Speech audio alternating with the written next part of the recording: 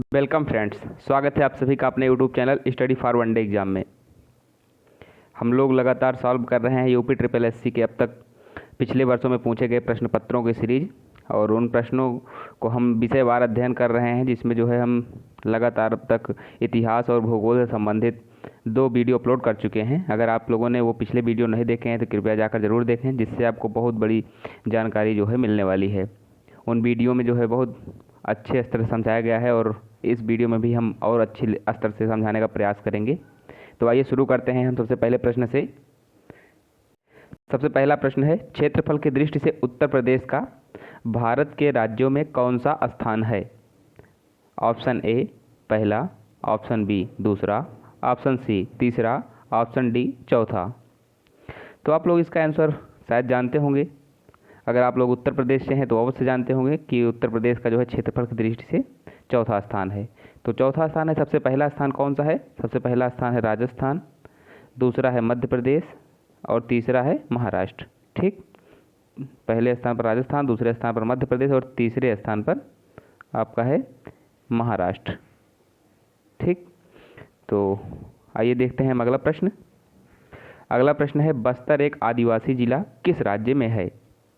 आप लोग लगातार अगर न्यूज़पेपर देखते हो या न्यूज़ जो है ऑनलाइन किसी चैनल पर देखते हो या टीवी में मतलब हमेशा देखते हो, तो टीवी में देखते होंगे या कहीं पर भी आप देखते होंगे तो बस्तर ज़िले का बीच बीच में जिक्र आता रहता है कि बस्तर आदिवासी ज़िले में लोग जो है खाने के लिए परेशान है, या उनके आदिवासी क्षेत्र में सरकार दखलंदाजी दे रही है, जिससे उनका रहना प्रभावित हो रहा है वहाँ पर। ऐसे तमाम न्यूज़ आती रहती हैं। तो उन खबरों के माध्यम से ये प्रश्न जो है आप सॉल्व कर सकते हैं कि बस्तर ज़िला कहाँ पर है। बस्तर ज़िला आपका छत्तीसगढ़ में है। ठीक, तो बल्कि बस्तर ज़िला जो है एक तरह से देखा जाए उसमें 70% आबादी जो है आदिवासी क्षेत्र की, मतलब आदिवासी लोगों की है। तो बस्तर ज़िला एक आदिवासी ज़िला है। आइए देखते हैं अगला प्रश्न। अगला प्रश्न है हमारा, नर्मदा नदी के अतिरिक्त कौन सी दूसरी नदी अमरकंटक से निकलती है? तो इसके लिए आप जो है विकल्प देख लीजिए, महानदी, सोन, बेतवा, ताप्ती। नर्मदा नदी के अतिरिक्त जो ऑप्शन दिया हुआ है, इसमें से जो नदी निकलती है वह है सोन नदी। सोन नदी जो है नर्मदा जहाँ से उद्गम है, यानी कि अमरकंटक से, वहीं से ही निकलती है, लेकिन जो है ये जाकर पटना के पास गंगा नदी से, यहाँ कहीं मान लीजिए पटना है तो पटना के समीप जाकर जो है ये गंगा नदी से मिल जाती है, और गंगा नदी की जो है दाएं तट पर मिलने वाली यह एक प्रमुख नदी है। अब देख लेते हैं महानदी के बारे में। महानदी जो है ओडिशा में स्थित है। इसके अलावा जो है बेतवा नदी और ताप्ती नदी के बारे में थोड़ी थोड़ी जानकारी हम देख लेते हैं। बेतवा नदी आपकी यमुना की सहायक नदी है, और ताप्ती नदी आपकी जो है ये एस्चुरी बनाती है, डेल्टा नहीं बनाती है, इसलिए विख्यात है। नर्मदा और ताप्ती नदी 2 नदियां ऐसी नदियां हैं जो कि डेल्टा नहीं बनाती हैं। कभी कभी प्रश्न ऐसे ही पूछ लिया जाता है कि निम्नलिखित में से कौन सी नदियां डेल्टा नहीं बनाती हैं, तो ताप्ती और नर्मदा नदी जो है डेल्टा नहीं बनाती हैं, यह एस्चुरी का निर्माण करती हैं। एस्चुरी और डेल्टा क्या होता है ये हम समझेंगे अपने आने वाली वीडियोज़ में, देखते रहिए तब तक। और देखते हैं अगला प्रश्न। अगला प्रश्न है हमारा, निम्नलिखित में से कौन सी नदी यमुना से नहीं मिलती? अब इससे पहले मैंने अभी जो है इससे पहले वाले प्रश्न में ज़रूर हमने बताया आप लोगों को कि बेतवा नदी जो है यमुना से मिलती है। तो इसके अलावा कौन कौन सी नदियाँ जो है यमुना से मिलती हैं? बेतवा है, चंबल है, केन है, ये नदियाँ आपसे मिलती हैं। यहाँ सॉन्ग ना होकर के यहाँ पर गलती से लिख गया है, यहाँ पर सोन नदी है। तो सोन नदी आपकी जो है नहीं मिलती है यमुना से। ठीक, तो ऑप्शन हो जाएगा आपका डी। आइए देखते हैं अगला प्रश्न। अगला प्रश्न है, यहाँ पर काबिनी होगा। काबिनी नदी और हेमवती, अमरावती कौन सी नदी की सहायक नदियां हैं? तो इसके बारे में आप लोग देख लीजिए एक बार। कामिनी ना होकर यहाँ पर बा है, यानी काबिनी है। काबिनी, हेमवती, अमरावती, ये जो है कावेरी की सहायक नदियां हैं। ये जो काबिनी और हेमवती, अमरावती नदियां हैं, ये कावेरी से जो है कर्नाटक में मिलती हैं। ठीक, कर्नाटक राज्य में। और कर्नाटक के अलावा जो है कावेरी कहाँ पर बहती है? तो आप लोग जानते होंगे, इससे पहले कावेरी विवाद जो है लगातार चर्चा में रहा। तो कर्नाटक, तमिलनाडु और केरल के बीच इन नदियों का जो है डिस्प्यूट चल रहा था। ठीक, इसके अलावा जो है आइए देखते हैं अगला प्रश्न। दक्षिण भारत की नदियाँ प्रमुख रूप से निम्न में से कौन सा अपवाह तंत्र रखती हैं? तो इसके लिए जो है आप लोगों को एक विशेष जानकारी होना ज़रूरी है कि वहाँ का अपवाह तंत्र कैसा होता है दक्षिण भारत का। और कुछ अपवाह तंत्र ऑप्शन में दिए गए हैं, जैसे अरीय, खंडित, वृक्षनुमा और जालीदार। थोड़ा थोड़ा जानकारी हम देख लेते हैं कि किस अपवाह को जो है अरीय अपवाह कहा जाता है, और खंडित अपवाह क्या है, वृक्षनुमा अपवाह क्या है, जालीदार अपवाह क्या है। अरीय प्रवाह ऐसा होता है जैसे मान लीजिए कोई क्षेत्र है बीच में, और इसके जो है ये बीच में उभरा हुआ क्षेत्र है और यहाँ से नदियाँ निकल रही हैं ऐसे ऐसे, और ये जो क्षेत्र है ऐसे ढलानी क्षेत्र है, जो ढलान क्षेत्र है और नदियाँ जो है यहाँ से ऐसे निकल रही हैं। ठीक, तो ऐसे ऐसे यहाँ निकल रही हैं नदियाँ, और बीच में किसी एक भाग से यानी केंद्र बिंदु से निकल कर जो है चारों तरफ फैल रही हैं। इस प्रवाह को जो है अरीय प्रवाह कहा जाता है। और अगला इसमें ऑप्शन में दिया हुआ है खंडित प्रवाह। खंडित प्रवाह जो है आप कह सकते हैं कि जैसे नदियाँ कुछ दूर गई और कुछ दूर जो है कहीं पर विलुप्त हो गई। मान लीजिए मैदानी भाग और जो है आपके पहाड़ी जो है पात क्षेत्र हैं, वहाँ पर जो है पत्थरों के नीचे जो है नदियाँ विलुप्त हो जाती हैं और कुछ दूर मैदान पर आकर फिर से निकल जाती हैं, तो वो क्षेत्र आपका खंडित क्षेत्र हो जाता है, जहाँ पर जो है नदियाँ कुछ दूर के लिए विलुप्त हो जाती हैं। ठीक, आइए देखते हैं इसमें अगला विकल्प जिसको समझने की कोशिश करते हैं, वृक्षनुमा प्रवाह। वृक्षनुमा प्रवाह ऐसा होता है कि नदियाँ ऐसे जा रही हैं, कहीं जो है कोई पठार मिला या पहाड़ मिला या कुछ मिला, जो है नदियाँ ऐसे निकल गई, फिर ऐसे यहाँ से फिर इसमें से जो है शाखाओं के रूप में वितरित हो गई। तो ये देख रहे हैं लगातार जो है आपको ऐसे वृक्षाकृति जो है निकल रही हैं। इसको जो है द्रुमा आकृति भी कहा जाता है, द्रुमा आकृति कहा जाता है, और इसे वृक्षनुमा प्रवाह कहा जाता है। ठीक, जालीदार प्रवाह। जालीदार से आप लोगों को समझ में आ गया होगा कि नदियों की कुछ ऐसे ऐसे बात हो रही है जहाँ नदियाँ जो है एक तरह से देखा जाए समकोण जो है बहती हैं। कैसे समकोण बहेंगी, जैसे मान लीजिए कोई नदी ऐसे बह रही है यहाँ साथ में, इसके समानांतर कोई नदी बह रही है और कोई नदी जाके यहाँ ऐसे मिल जा रही है। ठीक, लगभग जो है ऐसे मिल जा रहे हैं, फिर यहाँ से कोई शाखा निकलती है ऐसे मिल जा रही है, तो ये एक जैसे जाली जैसी संरचना का निर्माण हो गया। इसे जो है जालीदार प्रवाह कहा जाता है। तो इसका आप जो है अब हो सकता है ऑप्शन समझ में आ गया होगा आपको, और इसका उत्तर देने के लिए आप लोग खुद सक्षम हो गए होंगे, क्योंकि भारत के जो है प्रायद्वीपीय पठार, वहाँ पठारी भाग है, पठारी भाग में कोई नदी जो है प्रायः सीधी नहीं बह सकती, और उसमें लगातार एक के बाद एक कहीं ना कहीं शाखाओं के रूप में वितरित होती रहती हैं। तो यहाँ पर कौन सा ऑप्शन सही हो जाएगा, वृक्षनुमा प्रवाह। ठीक, तो वृक्षनुमा अपवाह तंत्र रखती हैं दक्षिण भारत की नदियाँ। आइए देखते हैं अगला प्रश्न। भारत की 3 महत्वपूर्ण नदियों का स्रोत हिमालय स्थित मानसरोवर झील के निकट है। बताइए यह कौन कौन सी नदियाँ हैं। ऑप्शन ए ब्रह्मपुत्र, यमुना और सतलुज। ऑप्शन बी ब्रह्मपुत्र, सतलज और सिंधु। ऑप्शन सी ब्रह्मपुत्र, यमुना और सिंध। ऑप्शन डी झेलम, यमुना और सतलज। तो इसमें जो है आप लोगों को शायद समझ में आ गया होगा, क्योंकि आप देख रहे हैं ब्रह्मपुत्र, यमुना और सतलज। तो ब्रह्मपुत्र नदी तो निकलती है, सतलज नदी भी निकलती है, लेकिन यमुना नदी जो है यमुनोत्री ग्लेशियर से निकलती है। तो ये जो है तिब्बत के ग्लेशियर में नहीं स्थित है। ठीक है, तो ये मानसरोवर झील के आसपास जो है ये नहीं स्थित है, तो ये वाला विकल्प गलत हो जाएगा। और यहाँ पर जो है ब्रह्मपुत्र, सतलज और सिंधु। ठीक, अब आप इसमें भी यमुना दिया हुआ है और इसमें भी यमुना दिया हुआ है, तो जिसमें यमुना दिया हुआ है वो तो होगा नहीं।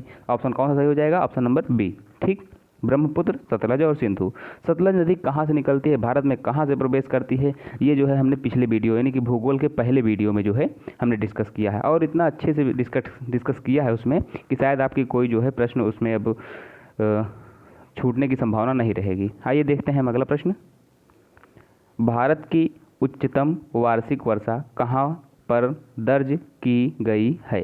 ठीक, अब इसको आप देख सकते हैं और लगा सकते हैं आसानी से। तो मासिनराम जो है, मासिनराम मेघालय में स्थित है, लेकिन सबसे ज़्यादा ज़रूरी है कि अब मासिनराम से संबंधित हो सकता है प्रश्न आए या ना आए, लेकिन उससे संबंधित जो है कुछ जानकारियाँ आपको होनी चाहिए। कहाँ स्थित है, तो ये आपके मेघालय राज्य में स्थित है।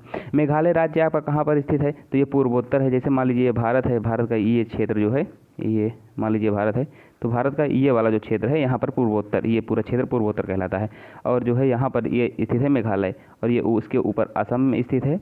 ठीक, तो ये जो मेघालय क्षेत्र है यहीं पर जो है मासिनराम है। मासिनराम जो है यहाँ पर और मेघालय क्षेत्र में आपकी जो है गारो खासी जयंतियाँ, पहाड़ियाँ और जो है जनजातियाँ दोनों पाई जाती हैं।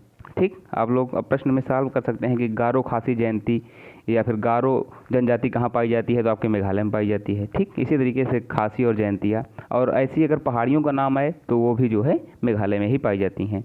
अगला प्रश्न है, पश्चिमी विक्षोभ जिसके कारण उत्तर पश्चिम भारत में बारिश होती है उसका स्थल कहाँ है, मतलब ये उद्गम स्थल कहाँ है इसका, प्रश्न में ये कहने का मतलब है। तो इसके लिए देखते हैं, काला सागर, कैस्पियन सागर, भूमध्य सागर, अरल सागर। तो इसके लिए आपको थोड़ी सी जानकारी होना चाहिए कि जैसे ये भारत है, भारत, ये रहा भारत का कुछ मैप ऐसा, और भारत में पश्चिमी विक्षोभ मतलब कि मैंने आपको उस दिन बताया था कि ये पूरब हो जाएगा भाग और ये पश्चिम हो जाएगा। तो पश्चिम का मतलब यहाँ से जो पवनें प्रवेश कर रही हैं, ठीक है। जब पवनें यहाँ से प्रवेश कर रही हैं तो यूरोप के जो है भूमध्य सागर से पवनें चलती हैं आर्द्रता ग्रहण करके और भारत में आकर जो है वर्षा कर, भारत क्या पाकिस्तान और भारत में आकर जो है ये वर्षा कर देती हैं, जिसे जो है पश्चिमी विक्षोभ के कारण होती हुई वर्षा कहा जाता है, ठीक। तो इसमें ऑप्शन कौन सा सही हो जाएगा, भूमध्य सागर। आइए देखते हैं अगला प्रश्न। अगला प्रश्न है, मिट्टी का कटाव सर्वाधिक किस प्रकार की मिट्टी में होता है। ऑप्शन ए है आपका सिल्ट मिट्टी, ऑप्शन बी मटियार दोमट मिट्टी, ऑप्शन सी बलुई मिट्टी, ऑप्शन डी उपर्युक्त सभी। तो जो बलुई मिट्टी है और सिल्ट मिट्टी है, बलुई और सिल्ट ये दोनों मिट्टियाँ जो है मटियार दोमट मिट्टी की जो है एक तरीके से कहा जाए उपविभाजन है कि इन दोनों नदियों की जो है प्रचुर मात्रा मटियार और दोमट मिट्टी में पाई जाती है। तो इस हिसाब से जो है कटाव देखा जाए तो तीनों में जो है लगभग समान प्रकार से होता रहता है और ये दोनों मिट्टियों के से मिलकर ही जो है मटियार मिट्टी बनती है। तो ऑप्शन आपका इसमें से कौन सही हो जाएगा, उपर्युक्त सभी, ठीक। आइए देखते हैं अगला प्रश्न, परिक्षेत्रीय मृदा को और क्या कहते हैं। परिक्षेत्रीय मृदा, तो परिक्षेत्रीय मृदा से आप लोगों को कुछ ना कुछ समझ में आ रहा होगा कि जोनल सॉइल की बात हो रही है। जोनल सॉइल, जोनल सॉइल मतलब क्षेत्रीय मृदा या परिक्षेत्रीय मृदा, ठीक है। उसी को जो है ट्रांसपोर्टेड मृदा भी कहा जाता है, ठीक। आइए देखते हैं अगला प्रश्न। अगला प्रश्न है, निम्नलिखित में से कौन सा अम्लीय धरती पर सफलता से उगाया जा सकता है। इस प्रश्न का कहने का मतलब है कि जो फसल दी हुई हैं कि फली, तरबूज, खीरा, इन सब में जो है कौन सी फसल है जो अम्लीय मृदा में उगाई जा सकती है। तो इसके लिए जो है आप देखिए एक बार कि अम्लीयता क्या होती है, मृदा में अम्लीयता कैसे हम परख सकते हैं। तो जो मृदा होती है, मृदा की जो पीएच वैल्यू होती है, अगर पीएच वैल्यू 7 से कम है पीएच वैल्यू तो वो अम्लीय होगा और 7 से ज़्यादा है तो क्षारीय, ठीक। तो नॉर्मली मृदा का जो है ये कहा जाता है कि 6.5 से 7.3 तक अगर मृदा है, 6.5 यानी 6.5 से 7.3 तक अगर है तो वो मृदा मानी जाती है कि न्यूट्रल है, यानी कि जो ना अम्लीय है ना और ना क्षारीय है, ठीक। लेकिन अगर 6.5 से अगर कम हो जाए तो उसे क्या कहा जाएगा, उसे कहा जाएगा जो है कि मृदा अम्लीय है। तो ऐसी कंडीशन में जो आपके लिए फसल सबसे उपयुक्त होती है वो होती है खीरा। खीरा जो है अम्लीय धरती पर सफलता से उगाया जा सकता है, ठीक। आइए देखते हैं अगला प्रश्न। भारत के कोई क्षेत्रों में लाल मिट्टी पाई जाती है, मिट्टी के लाल रंग होने का मुख्य कारण क्या है। ऑप्शन ए मैग्नीशियम की बहुतायत, संचित ह्यूमस, फेरिक ऑक्साइड की उपस्थिति, फास्फेट की बहुतायत। ये क्रमवार जो है आपके विकल्प हैं, जैसा कि आप लोगों को स्क्रीन पर दिख रहा है, ठीक है। तो इसके लिए जो है आप लोग आशा करता हूँ कि इसको समझ गए होंगे कि फेरिक ऑक्साइड यानी लौह की मात्रा जो है जहाँ उपस्थित होती है उसके कारण जो है उसका रंग लाल दिखाई देता है, ठीक है। तो आइए देखते हैं अगला प्रश्न। और हाँ, इसके बारे में एक जानकारी और थोड़ा सा रख लीजिए, जो है होना चाहिए थोड़ी सी जानकारी। फेरिक ऑक्साइड की उपस्थिति के कारण जो है मिट्टी का रंग लाल होता है, लेकिन अगर वहाँ पर पानी भर जाए, जहाँ पर जो है मिट्टी लाल है थोड़ा, वहाँ अगर पानी भर जाए तो आपको जो पानी का रंग दिखाई देगा वो हल्का पीला दिखाई देगा, ठीक। आइए देखते हैं अब अगला प्रश्न। अगला प्रश्न है, बिनसर का जंगल भारत के किस प्रदेश या केंद्र शासित क्षेत्र में स्थित है। ऑप्शन है आपके मध्य प्रदेश, हिमाचल प्रदेश, लक्षद्वीप और उत्तराखंड। तो ऑप्शन इसमें से आप लोगों को शायद पता ही होगा बिनसर कहाँ स्थित है। तो बिनसर जो है उत्तराखंड में स्थित है। बिनसर का जंगल उत्तराखंड में स्थित है और ये प्रसिद्ध किस लिए है, आप लोगों को ये जानना चाहिए कि अगर आप थोड़ी सी भी जो है प्रकृति से लगाव रखते हैं, तो अगर प्रकृति से आपको थोड़ा सा भी लगाव है तो आप लोग जानते होंगे कि बिनसर का जंगल बहुत ही विख्यात है सूर्योदय और सूर्यास्त के लिए। वहाँ पर जब सूर्य उगता है तो यह समझ लीजिए कि सूर्य की जो उगते हुए उसकी जो किरणें हैं वो आकर जो है जंगलों के पत्तों, जो पेड़ और पौधों के पत्तों पर पड़ती हैं और वहाँ पर ओस की बूंदें होती हैं तो उससे टकरा कर जैसे मोती जैसी दिखाई देती हैं। तो सूर्य अस्त और सूर्य उदय के लिए बहुत ज़्यादा विख्यात है बिनसर का जंगल, और स्थित कहाँ पर है, उत्तराखंड में। आइए देखते हैं अगला प्रश्न। भारत में निम्नलिखित में से किस प्रकार के वन का सबसे बड़ा क्षेत्र है? तो ऑप्शन है आपके हिमालयी समशीतोष्ण वन, उप उष्णकटिबंधीय शुष्क सदाबहार वन, उष्णकटिबंधीय नम पर्णपाती वन, उष्णकटिबंधीय गीला सदाबहार वन। आप लोग अगर पढ़ रहे होंगे लगातार तो आप लोगों को यही देखने को मिला होगा कि भारत जो है उष्णकटिबंधीय पर्णपाती वन है या उष्णकटिबंधीय शुष्क पर्णपाती वन है, लेकिन इसमें जो है ऑप्शन में कहीं शुष्क पर्णपाती वन के बारे में नहीं दिया हुआ है कि उष्णकटिबंधीय शुष्क पर्णपाती वन, जिसमें से उष्णकटिबंधीय पर्णपाती वन जो है भारत में पाए जाते हैं। तो इसमें शुष्क न देने के कारण जो है प्रश्न में, तो इसका आंसर हो जाएगा उष्णकटिबंधीय नम पर्णपाती वन, क्योंकि जो है भारत में उष्णकटिबंधीय शुष्क पर्णपाती वन सबसे ज़्यादा मात्रा में पाए जाते हैं और उष्णकटिबंधीय नम पर्णपाती वन दूसरे सर्वाधिक पाए जाने वाले वन हैं। आशा करता हूँ आप लोगों को यह सीरीज़ अच्छी लग रही होगी। अगर वीडियो की यह सीरीज़ अच्छी लग रही है तो वीडियो को लाइक करें। अगर आप लोगों को ये मेरा जो है प्रयास अच्छा लग रहा है तो अगर अभी तक आपने चैनल को सब्सक्राइब नहीं किया है तो सब्सक्राइब करें और दोस्तों के साथ ज़्यादा से ज़्यादा शेयर करें, जिससे जो है उनकी भी सहायता हो सके, ठीक, और हमें भी मोटिवेशन प्राप्त होता रहे और आगे आप लोगों के लिए अच्छा वीडियो लेकर आएँ।